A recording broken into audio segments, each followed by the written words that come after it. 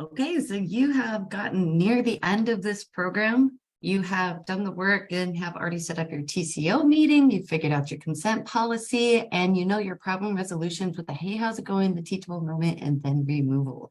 So all of the things that you've done is going to make it much easier to give a talk at Burning Man or at your regional burn because you've already done the work. You just talk about literally about what you did, or you could have your consent policy there with you. So set a time. It's usually easier if your camp already has a camp meeting to interject your new consent policy so you can inform the rest of your camp what it is. Let them know why consent is important, because if you lead with why, then it shows that it's something that actually affects everybody else other than just you and the work that you've done, because everyone knows someone that has had an experience where a consent was crossed, whether it be you or somebody else.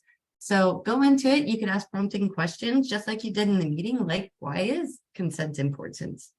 Let them know what you did.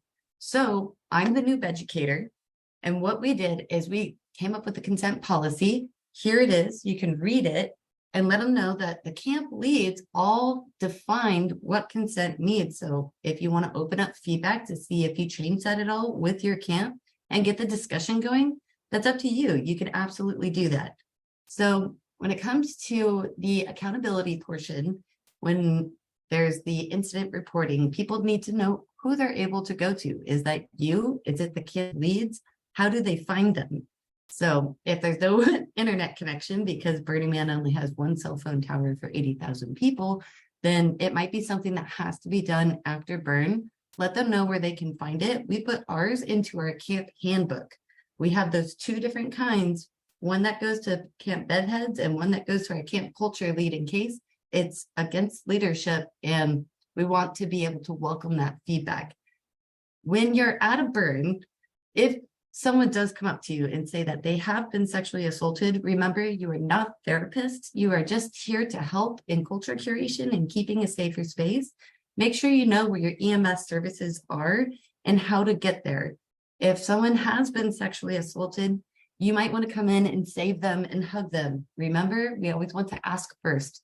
We know that you're a good person. You know that you want to console them, but they just went through something that was traumatic when it comes to physical touch. So just get them to the correct places. It's up to them if they want to report. It's not up to you to influence that decision for them. You're just there. Let them know that they're strong and that you're there for them.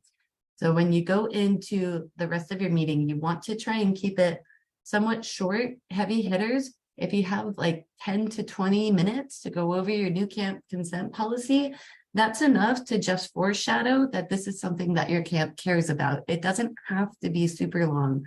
Open up discussion offline or with your camp when you're having a drink at the bar, or if you're out there at Burning Man or your regional burn. So this is a big step. Public speaking, let's be real, it's not everybody's cup of tea. So I'm really proud of you guys for taking the first steps in order to do this and inform the rest of your camp about the 11th principle of consent and how your camp is going to practice it. So thank you guys.